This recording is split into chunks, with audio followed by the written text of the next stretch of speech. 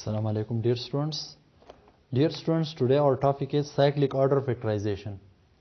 हमारे पास ये दो क्वेश्चंस मौजूद हैं, इनको हम आम तरीक़ों से फैक्टराइज नहीं कर सकते, इसको हम साइक्लिक ऑर्डर तरीके से फैक्टराइज करेंगे। तो चलो इसको फैक्टराइज कर लेते हैं। सबसे पहले ले लेते हैं क्वेश्चन नंबर 1 को, A B into A minus B plus B C into B minus C plus C A into C minus A. अब यहाँ पर हमारे पास फैक्टर्स मौजूद है A minus B, B minus C, C minus A. इन factors में एक को अपनी जगह पर ले आते हैं और दूसरी फैक्टर्स को एक्सपेंड कर लेते हैं, यानी बी सी को अगर हम इस फैक्टर को अपनी जगह पर ले आते हैं तो बी सी को इस ब्रैकेट वाले फैक्टर के साथ मल्टीप्लाई कर लेंगे और सी ए को इसके साथ मल्टीप्लाई कर लेंगे।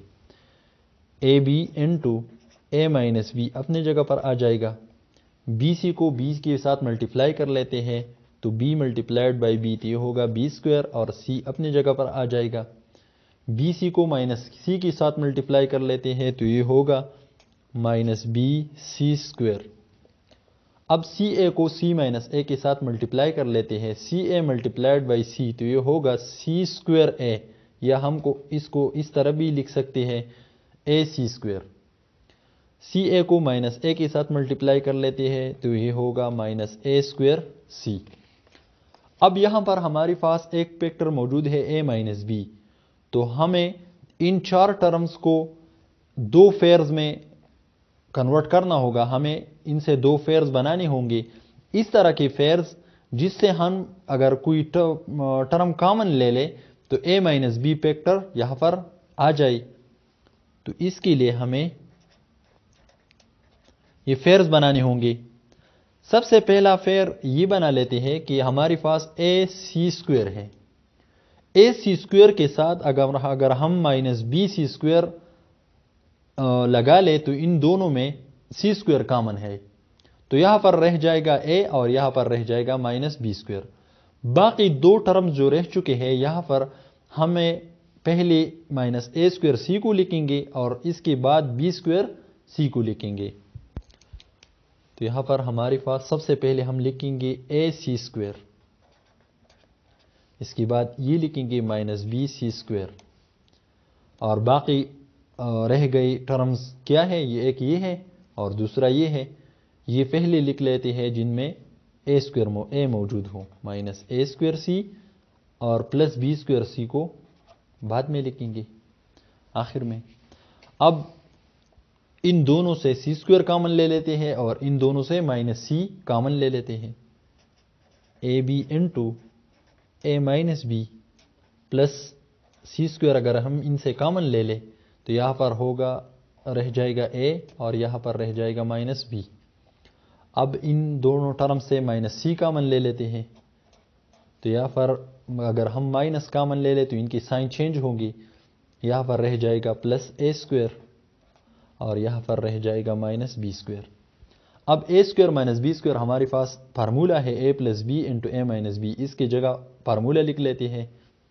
ये होगा a B into A minus B plus C square into A minus B minus C into A plus B into A minus B.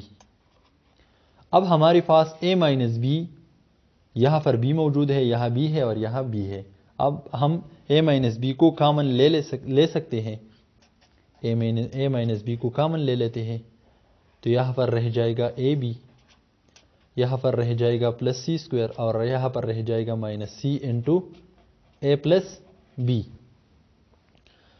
अब माइनस सी को ए प्लस बी के साथ मल्टीप्लाई कर लेते हैं, is equal to a minus B into A b plus C square minus C into A minus A c minus C into B minus b c. अब हमें दूसरा फैक्टर बनाना होगा और वो होगा बी माइनस सी। तो यहाँ पर दो टर्म्स का फेयर बना लेते हैं, A minus B into A B के साथ अब हम बी माइनस सी माइनस ए सी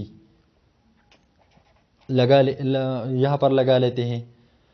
इनमें अगर हम इनसे ए कॉमन ले ले तो यहाँ पर रह जाएगा बी माइनस सी।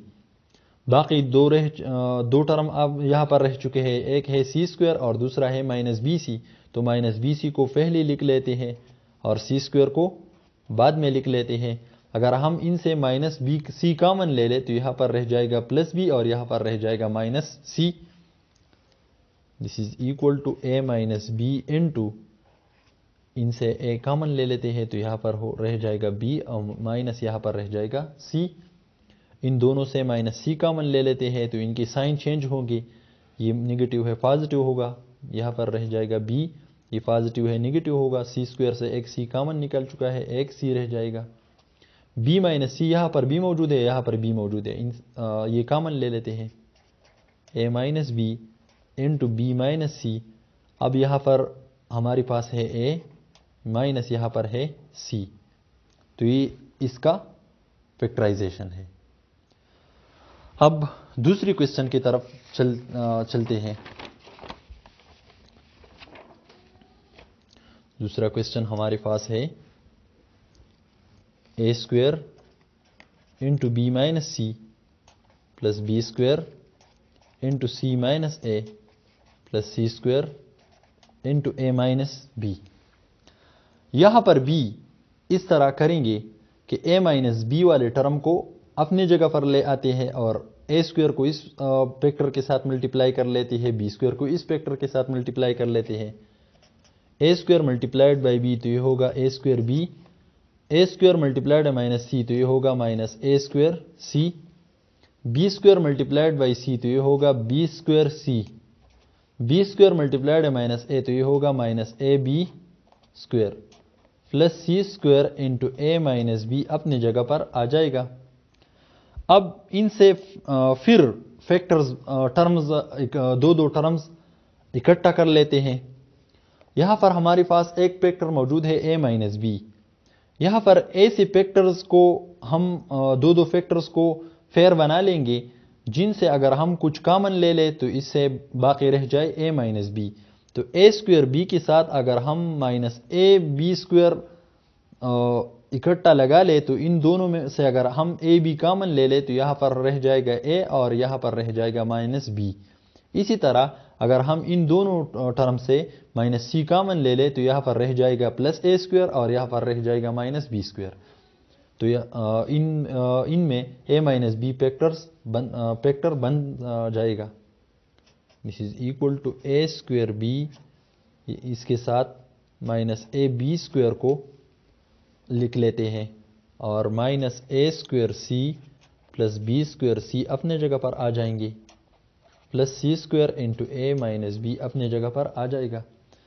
इन दोनों में ए बी कॉमन है, कॉमन ले लेते हैं तो यहाँ पर हमारे पास बाकी रह चुका है ए माइनस यहाँ पर रह जाएगा बी। इन दोनों से माइनस सी कॉमन ले लेते हैं तो यहाँ पर रह जाएगा प्लस ए स्क्वायर और यहाँ पर रह जाएगा माइनस बी स्क्वायर। क्योंकि हमने माइनस कॉमन निकाला है इसलिए इनके साइन चेंज हो गए हैं।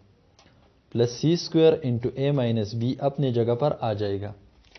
अब a square minus b square को हम यहाँ पर इस पर फार्मूला अप्लाई कर लेते हैं, A plus B into A minus B.